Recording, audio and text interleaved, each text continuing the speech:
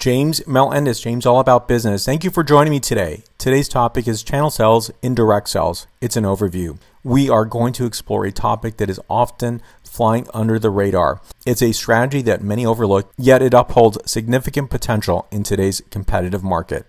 Many, if not all, SaaS organizations should be standing up an indirect sales organization. Please stay tuned to discover this dynamic and intriguing way to sell your product. What is a channel sales organization? It is a network of third-party organizations that promote and sell products on behalf of a manufacturer or vendor. It's really to focus light on this particular selling organization. And some SaaS organizations have a channel sales organization and many do not. So it starts off accidentally. It doesn't start off in a cohesive manner. There's no plan for it. And often channel organizations are considered laggards in many parts of many organizations to help garner a lot of sales in an organization. However, when you start to look at this, you'll see some very mainline legacy players, and they are really the organizations that customers know them by name. They pull for their product. Most SaaS products do need a professional selling team in order to sell their product. Many SaaS organizations have two methods of selling their product. That is through sales-led growth, often abbreviated SLG, or PLG for product-led growth. Simply that the sales-led growth is done through a concerted effort through professionals selling the product directly to consumers, or in the case of channel, indirectly. Now, product-led growth is how the product is really leading the growth for that particular organization's revenue. So many organizations have a mixed model. That's PLG and SLG. And again, you might be asking, what does this really look like? Well, there are three components. In this particular model of indirect selling or channel selling, you have a customer, your end customer, and they have their partner that they transact with. And then there's a software organization. You might say to yourself, is this just for software? And it is not necessarily. You're going to find that a lot of sales organizations have this complex selling motion. And this is something that is really important to understand those distinctions and differences. Organizations do get into trouble because they don't really understand. To have a channel sales organization is a very unique and a very particular way of administering, operating. So there's a similarity between direct and indirect, but this is the indirect model. So the SaaS organizations are going to have their partners that they work with to help them with their end customer. Word clouds are so important because they really spell out in a very specific way what channel sales is and what it encompasses. And this will really distinctly show that there are some relationships between direct selling and indirect selling. So that you do have some things that are shared between direct and indirect sales professionals in an organization, such as, say, Salesforce, sales goals like quota attainment, go-to-market strategy, deal desk, so CPQ, roadmap, vision, and sales policy, and so much more. So you have very specific types of organizations that a channel sales team will work with. You have system integrators, you have distributors, you have solution partners, service partners, and so forth. Now, here's some legacy and SaaS organizations. I do divide them up, because legacy organizations are where the end customer and the partner can definitely help them out, but often that particular organization knows exactly what they need. Perhaps they're a startup and they need an email client. They're going to go to Microsoft or perhaps to Google, and so they're going to get that particular product. And so the selling proposition might be very different there. In a SaaS organization, you have very different products and have a lot of particular products a customer may not be pulling for, and hence you do need a defined sales team to help customers find exactly what they need and to do so with their partners in this specific example. Particular items here such as Anaplan, Trello, Notion, Exactly, and many, many more softwares are not known by their customers. And many of the channel partners, the partner community, knows about the software and definitely can help that particular organization identify what they need and to get that particular product. And again, very big difference. You have a lot of pooling here. It doesn't mean that Microsoft or Adobe or Google don't really work hard to get their sales. They certainly do that. But SaaS organizations have a much more specific need to attain their sales and to do so on a yearly basis, and to really work with their competitive set, making sure that their product is first in front of a potential customer. So this list here, very short list, there are many thousands of partners out there. These are particular partners that you may recognize, like Dell, AWS, PwC, KPMG, TD SYNNEX, and so forth. Every organizational type, from a smaller organization, a startup, to a large enterprise complex organization, may need a particular partner to help them with their software selection and integration and much more. So I want to talk about these specific channel partner types. Resellers and distributors, this is really the straight purchase of software or even hardware, such as a very large organization that goes to their distributor or their reseller. So they want to really get a particular margin. They want a discount. And in addition to a discount, they really want to work through having one bill versus, say, 1,000 bills. So for a medium to a very large complex enterprise, that organization could have up to 1,000 different softwares. It doesn't mean that every person in that organization uses all 1,000 softwares, but it does mean that it is a complex motion, and it's really something that is a value add that these resellers and distributors can offer. Number 2, the value-added reseller. It's a reseller of software, hardware, and other products, and they add some services such as customization, consulting, and support. Number 3 would be system integrators. A system integrator is going to specialize in bringing together various subsystems into a cohesive functioning whole, often customizing and ensuring compatibility between technology and software. Number 4, managed service providers. Now, it's a remote management of a client's IT infrastructure and end user on a proactive basis, especially for SaaS products. Number 5, independent software vendor. ISVs. They develop and sell software products that run on one or more computer system or operating platform. So they may eventually purchase a particular software, quote unquote, out of the box, as long as it meets that particular customer's needs. Number 6, value-added distributor. Now, this is a distributor who provides additional services such as technical support, training, and integration to enhance the products that they distribute to their resellers and to their end customers. Okay, when I want to make sure that it's clear and distinct, that channel sales are referred to as indirect, as they work through their channel partners to fulfill their customers' needs, including any sort of the particular items I just talked about. And also sales organizations with direct relationships to their customers, often referred to as direct or direct sales organizations. Both teams, while related, can often work together in a co-sell motion and should always have separate managers and leadership teams. Really bringing this out here in this blue bar is important to talk about, because sometimes organizations, and you'll see an example in a moment, are combining particular areas, or perhaps their channel team is really separated out on a regional world basis and it doesn't have a unified channel leader. And that really creates a significant problem for dealing with things such as sales goals and really making a trajectory to making this a proposition that is going to help the organization in the long run. There are 4 channel organizational pillars that I believe in strongly. This will definitely position a channel selling organization to be successful and to not be decommissioned in the future. So number 1, a separate leadership between indirect and direct. All functional teams are separate but equal, but not shared. I'll give you that example in a moment so you can see what that looks like. Number 2, a channel plan, realistic forecast, extremely proactive in developing relationship with their partners, a multi-year plan, and it has to be realistic. I can't emphasize that enough. I've seen so many plans that are unrealistic, and there is considerable disappointment when that particular forecast is not met because it is not realistic, it's not achievable.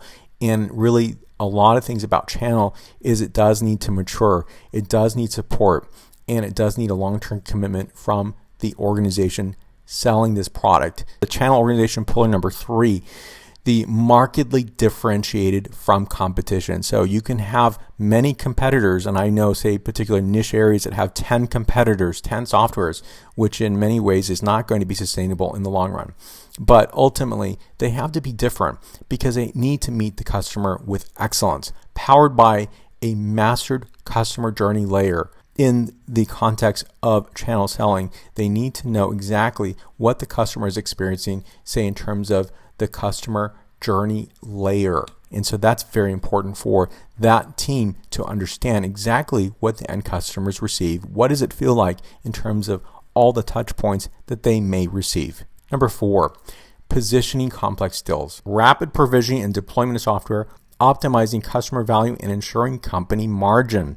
Now, that may seem to be something that's not going to be apparent. I've been in many organizations where a lot of people are not concerned about the margin of the organization, but really that's a lifetime value for that organization. And many organizations are stuck with a particular pricing model with that customer.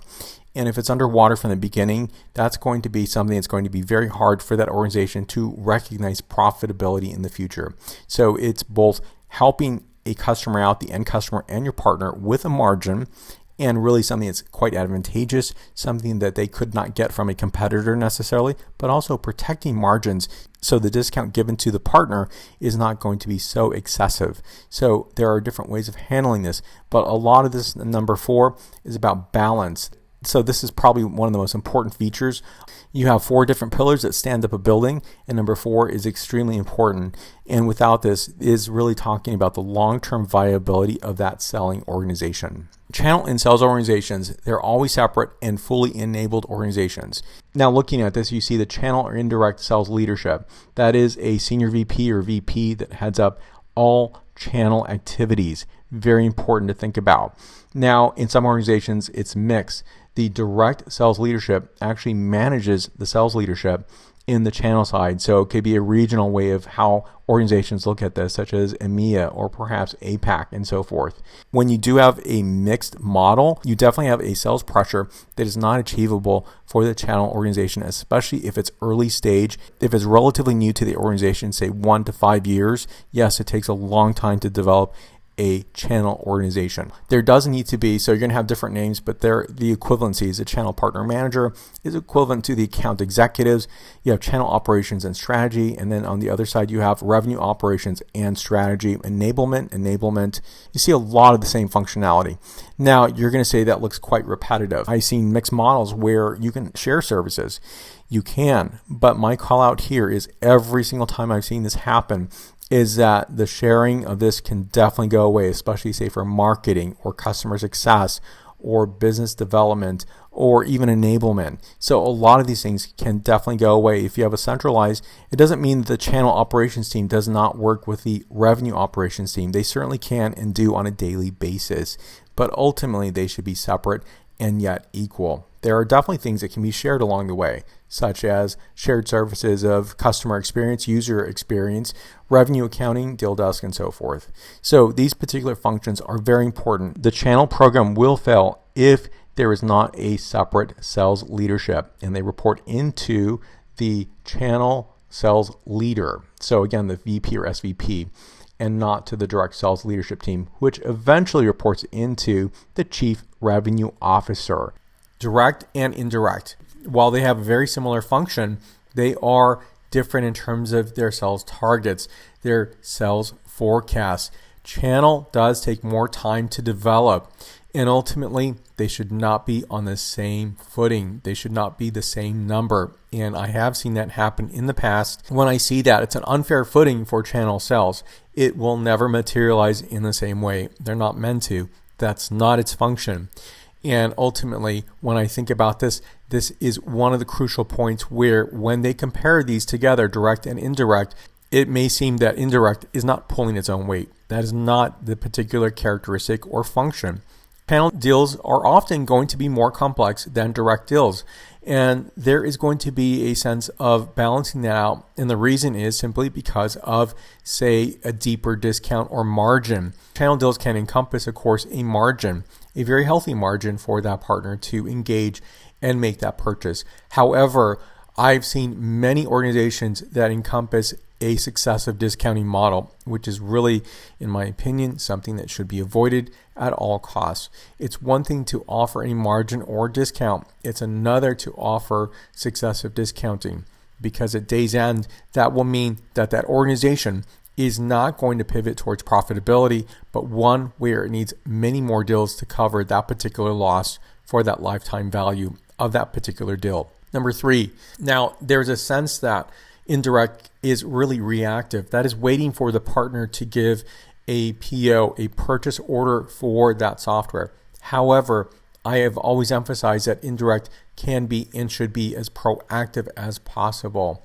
Indirect also can take longer to provision seeding than direct deals. It doesn't have to be this way, but simply because you have another layer to really making sure that customer is getting those provision seats, and in doing so in that software's model, that data model. So channel organizations need to adopt a very proactive stance. So there's a shared functionality that can be given across indirect versus direct in, say, deal desk or maybe rev accounting. But one thing that cannot go away and can be definitely in the separate column is marketing. Marketing needs to be devoted to channel sales as it is devoted to the direct side.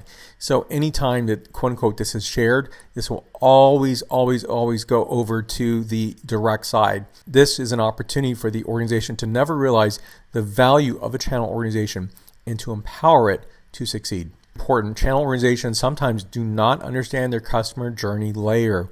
I can guarantee that a competitor will understand their customer journey layer so well that it'll make that experience for that particular customer a much more pleasant one. So the channel organization needs to master their customer journey layer, and that goes along with the direct side as well. Sometimes that is not done. It's a very defeating position to be in, and why not understand the touch points that the end customer will receive and really be efficient to help them get to solution, or just to encounter and deal with the problems that they may have with the software that they've purchased from you. And over time, both direct and indirect need to develop a co-sell motion. It may not seem that that is a priority, but it's something that's inevitable. Now, there are many benefits for doing so: land and expand, reduce sales cycle, and scalability. And the end customers who work with a partner will do so for a very specific reason. That is maybe an economic reason. They want margin, or perhaps they want simplified billing, or there's particular software, or there are other offerings that partner gives to the enterprise organization. So the direct and indirect sales professionals will help their SaaS organization to achieve their sales goals. Very important, and it's something that's quite essential, and it's not an option to have today. It is a must-have. Thank you for watching. Let me know how I can help out your organization, so leave your questions and comments down below.